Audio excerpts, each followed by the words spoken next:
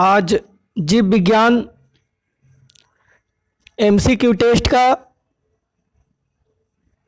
छठा सीरीज है और आज जीव विज्ञान वस्तुनिष्ठ प्रश्नों के छठा सीरीज को देखें। लेकिन इस सीरीज को देखने से पहले बता दें कि इस चैनल पर जो नए हैं उस चैनल को सब्सक्राइब करें, वीडियो को लाइक करें और ज़्यादा से ज़्यादा अपने चाहने वालों के साथ शेयर करें। चलिए शुरू करते हैं। जीव विज्ञान एमसीक्यू टेस्ट का छठा सीरीज का पहला प्रश्न है, पुष्पी पादपों में लैंगिक जनन होता है। पुष्पी पादपों में लैंगिक जनन होता है। ऑप्शन ए है पत्तियों द्वारा, बी फूलों द्वारा, सी तना द्वारा और डी कोई नहीं। सही जवाब होगा ऑप्शन बी। पुष्पी पादपों में यानी फूल, जिस पादप में जिस पेड़ पौधे में फूल लगता है उन फूल लगने वाले पेड़ पौधों में, वनस्पतियों में लैंगिक जनन फूलों द्वारा ही होता है। किसके द्वारा होता है? फूलों द्वारा। ऑप्शन बी सही है। प्रश्न नंबर 2 है, मानव मादा के जनन तंत्र का भाग नहीं है। ऑप्शन ए अंडाशय, बी गर्भाशय, सी शुक्रवाहिका और डी डिंब वाहिनी। सही जवाब होगा ऑप्शन सी, शुक्रवाहिका। मानव मादा के जनन तंत्र का भाग आपका शुक्रवाहिका नहीं है और बाकी जो है अंडाशय, गर्भाशय और डिंब वाहिनी ये सारे आपका मानव मादा के जनन तंत्र का भाग है। प्रश्न नंबर 3, नर युग्मक एवं मादा युग्मक के संकलन को कहते हैं। ऑप्शन ए किण्वन, बी बौनापन, सी मधुमेह और डी कोई नहीं। तो नर युग्मक और मादा युग्मक के संकलन को कहते हैं निषेचन। सही जवाब होगा इसका निषेचन। इनमें से कोई नहीं होगा ऑप्शन सही और सही इसका आंसर होगा निषेचन। निषेचन, फर्टिलाइजेशन। नर युग्मक और मादा युग्मक जब आपस में मिलते हैं, नर युग्मक अगर मानव की बात करें तो नर युग्मक शुक्राणु और मादा युग्मक अंडाणु, ये दोनों जब आपस में मिलते हैं तो आपका निषेचन कहलाता है। यानी नर युग्मक शुक्राणु और मादा युग्मक अंडाणु के संकलन को यानी आपस में मिल जाने की घटना को ही निषेचन यानी फर्टिलाइजेशन कहा जाता है। प्रश्न नंबर 4 है, निम्नलिखित में से कौन एक लिंगी पादप का उदाहरण है। ऑप्शन ए सरसों, बी गुड़हल, सी पपीता और डी मटर।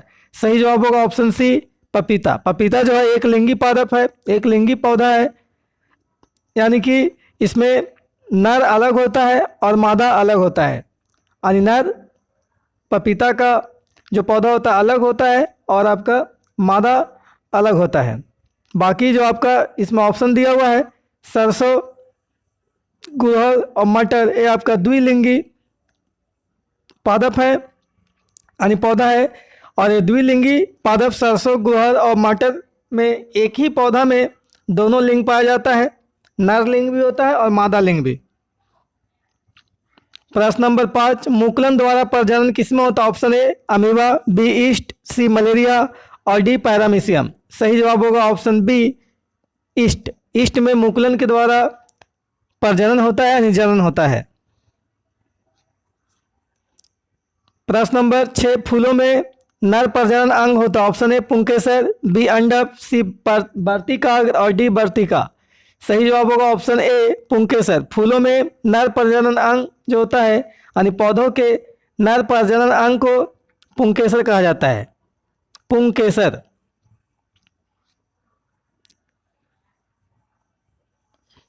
प्रश्न नंबर 7, द्विखंडन होता है। ऑप्शन ए अमीबा, बी है पैरामीशियम, सी लिस्मैनिया और डी कोई नहीं। सही जवाब होगा ऑप्शन ए अमीबा। अमीबा में द्विखंडन विधि से जनन होता है, द्विखंडन विधि से जनन होता है। ऑप्शन ए आपका सही है। प्रश्न नंबर 8, निम्नलिखित में किस जीव में बहुविखंडन होता है। Option A amoeba, B hydra, C malaria परजीवी और डी ईस्ट। सही जवाब होगा ऑप्शन ए अमीबा। अमीबा में द्विखंडन भी होता है और बहुखंडन भी होता है।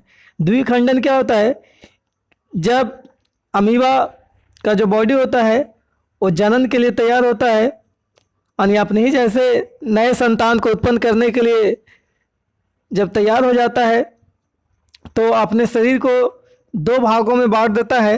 तो इस विधि को हम लोग द्विखंडन कहते हैं, यानी अपने शरीर से दो नए आपका अमीबा का उत्पत्ति करता है तो आपका द्विखंडन कहलाता है। और अपने ही शरीर से अगर दो से अधिक यानी एक से अधिक नए संतति नए अमीबा का उत्पत्ति करता है तो बहुखंडन कहलाता है। इस प्रकार से अमीबा में द्विखंडन और बहुखंडन दोनों विधि से जनन होता है।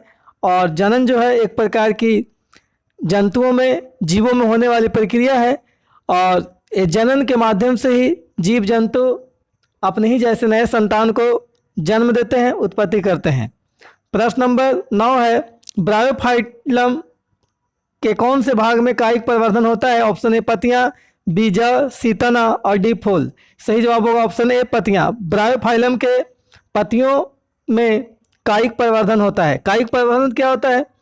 तो पेड़ पौधों के वैसा भाग जिसको काट करके, जैसे जड़ हो गया, तना हो गया, पत्तियां हो गई, तो ये सारे जो भाग हैं जड़, तना, पत्तियों को अगर काट करके मिट्टी के संपर्क में अगर लगाया जाता है और उससे वो एक नया पौधा का निर्माण हो जाता है, एक नया पौधा विकसित हो जाता है, तो इस घटना को या इस क्रिया को ही आपका कायिक परिवर्धन कहा जाता है। तो ब्रायोफाइलम वर्ग के जो पौधे होते हैं उसमें कायिक परिवर्धन सिर्फ पत्तियों के द्वारा होता है। किसके द्वारा होता है?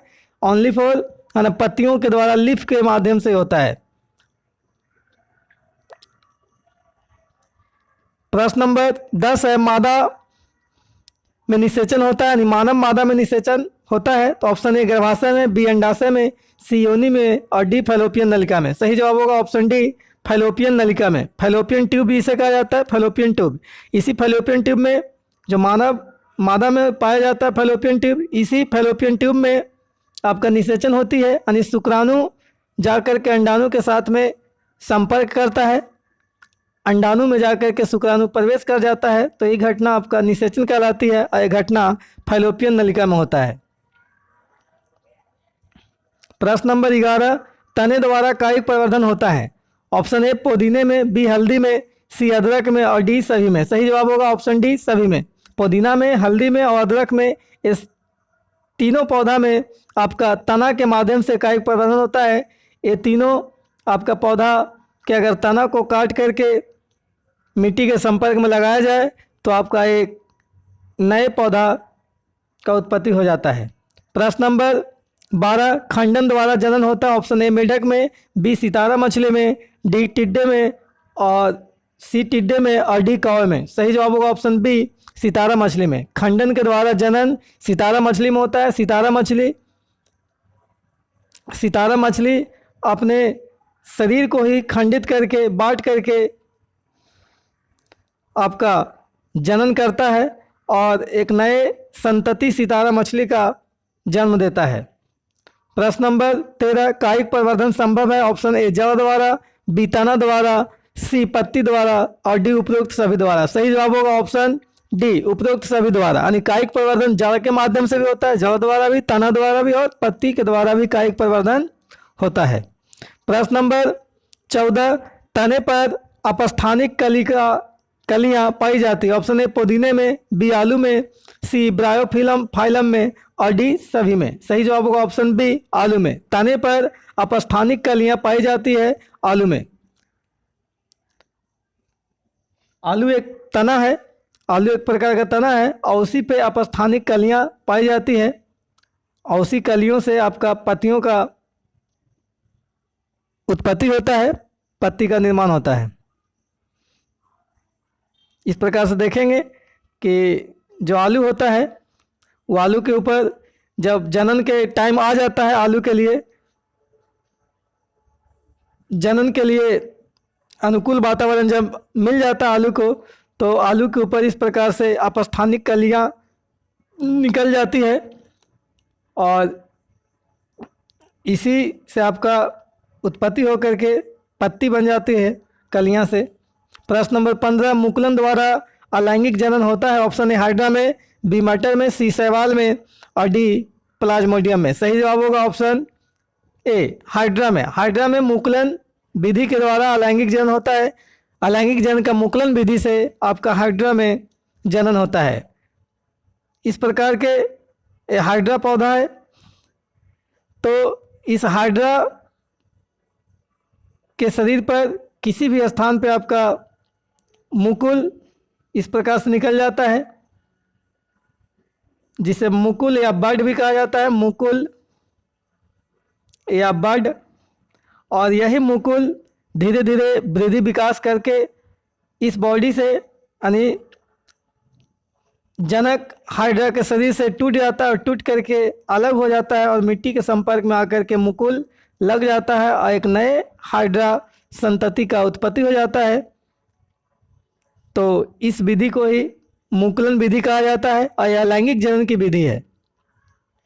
प्रश्न नंबर 16, अलैंगिक जनन मुकुलन द्वारा होता है। ऑप्शन ए अमीबा में, बी ईस्ट में, सी प्लाज्मोडियम में और डी लेशमानिया में। सही जवाब होगा ऑप्शन बी ईस्ट में।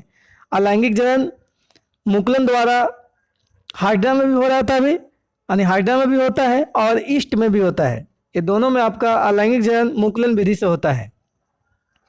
ईस्ट का उपयोग पाव रोटी, केक बनाने में किया जाता है।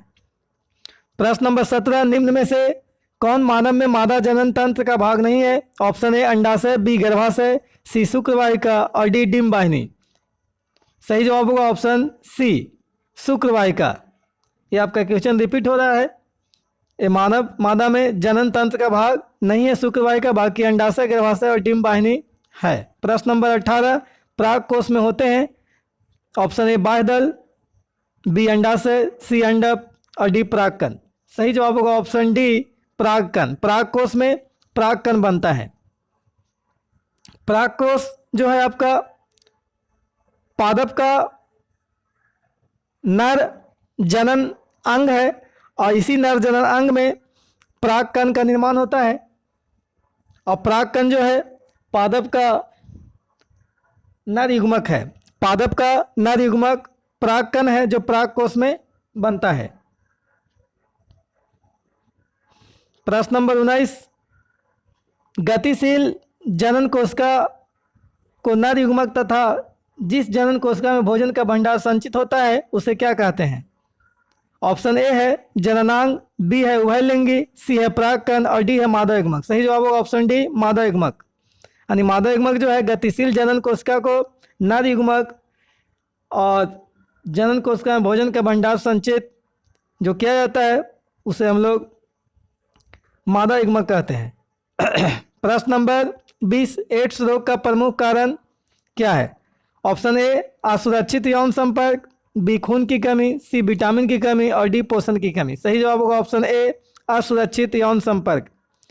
असुरक्षित तरीके से यौन संपर्क करेंगे तो इससे आपका एड्स बीमारी फैल सकता है, फैलने का ज़्यादा संभावना हो जाता है 99%।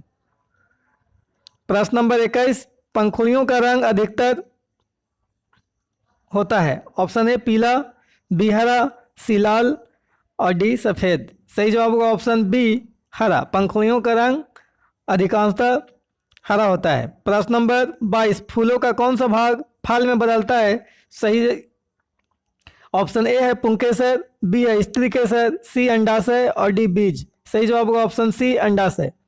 अंडाशय जो है फूल का भाग, इससे आपका फल का निर्माण होता है। और अगर बीज का बात करें तो बीजाणु जो होता है, बीजाणु से बीज का निर्माण होता है। अंडाशय से फल का, और जो बीजांड होता है वो बीजांड से बीज का निर्माण होता है। फूल में आपका बीजांड भी होता है, इसी बीजांड से बीज का निर्माण होता है और फल का निर्माण अंडाशय से। प्रश्न नंबर 23, भ्रूण के जिस भाग से तना पत्तियां बनती है उसे ऑप्शन ए मूलांकुर कहते हैं, बी प्रांकुर कहते हैं, सी प्रारोह तंत्र कहते हैं।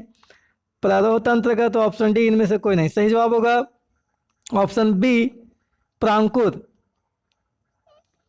प्रांकुर भ्रूण के जिस भाग से तना पत्तियां बनती है उसे प्रांकुर कहा जाता है। अब भ्रूण क्या होता है कि जब शुक्राणु और अगर मानव में बातें करें तो शुक्राणु अंडाणु जब आपस में मिलते हैं तो निषेचन जब होती है तो इसी निषेचन से आपका जो युग्मनज बनता है और यही युग्मनज विकसित करके भ्रूण का निर्माण कर लेता है। शुक्राणु अंडाणु मिलते हैं, निषेचन हो जाता है, तो निषेचन होने के बाद ये आपका युग्मनज तैयार होता है, युग्मनज। और यही युग्मनज 7 से 10 दिन के बाद भ्रूण बन जाता है। ये आपका मानव की बात है। उसी प्रकार से आपका पौधों में भी होता है कि भ्रूण के जिस भाग से तना पत्तियां बनती है वो प्रांकुर कहलाता है। तो भ्रूण आपका समझ में आ रहा है कि इसी प्रकार से आपका पादप में भी होगा कि जब आपका नर युग्मक और मादा युग्मक मिलेंगे जिससे युग्मनज बनेगा, युग्मनज के बाद भ्रूण का निर्माण होगा। और भ्रूण के जिस भाग से आपका तना पत्तियां बनता है वो भाग आपका प्रांकुर कहलाता है। प्रश्न नंबर 24 है, एकल जीवों में प्रजनन की विधि है। ऑप्शन ए खंडन, बी विखंडन, सी बीजाणु समासंग और डी ए सभी। सही जवाब होगा ऑप्शन डी, ए सभी। एकल जीवों में प्रजनन की विधि खंडन भी है, विखंडन भी है और बीजाणु समासंग भी है। यानी एकल जीवों कहने का मतलब एक कोश के जो जीव होते हैं जिसका शरीर एक ही कोशिका से बना होता है, उसमें प्रजनन यानी जनन के ये तीनों विधियां पाई जाती है। खंडन भी होता है और विखंडन से भी होता है जनन, और बीजाणु जनन या बीजाणु समासंग विधि से भी जनन होता है। कुछ में आपका मुकुलन से भी होता है। और खंडन का ही, विखंडन का ही अन्य भाग है बहुखंडन, द्विखंडन। तो एकल जीवों में यानी एक कोशिकीय जीवों में इसी विधि से जनन होता है। प्रश्न नंबर 25, लास्ट प्रश्न आज का। लैंगिक जनन में आवश्यकता होती है ऑप्शन ए केवल नर जननांग का, बी केवल स्त्री जननांग का, सी नर एवं स्त्री दोनों जननांग का और डी इनमें से कोई नहीं। सही जवाब होगा ऑप्शन सी, नर एवं स्त्री यानी मादा जिसे कहा जाता है, ये दोनों जननांगों के द्वारा ही आपका लैंगिक जनन होता है। बता दें कि जो जनन होता है वो जनन के माध्यम से ही आपका जीव जंतु एवं पादप अपने ही जैसे नए संतान को जन्म देते हैं। और जनन की दो विधि होती है, एक लैंगिक जनन होता है और दूसरा अलैंगिक। लैंगिक जनन में नर और मादा दोनों जननांग के सहयोग से आपका लैंगिक जनन होता है। और लैंगिक जनन में नर जननांग अकेला और मादा जननांग अकेला ही आपका जनन कर लेता है। यानी साफ कहना है कि लैंगिक जनन में नर और मादा दोनों के साथ संबंध से जनन की क्रिया होती है और नए संतान को जन्म दिया जाता है, नए संतति का जन्म दिया जाता है। और अलैंगिक जनन में ऐसा नहीं है, नर अकेला और मादा अकेला, यानी नर जनक अकेले और मादा जनक अकेले ही आपका नए संतति को, नए संतान को जन्म दे पाते हैं। ओके।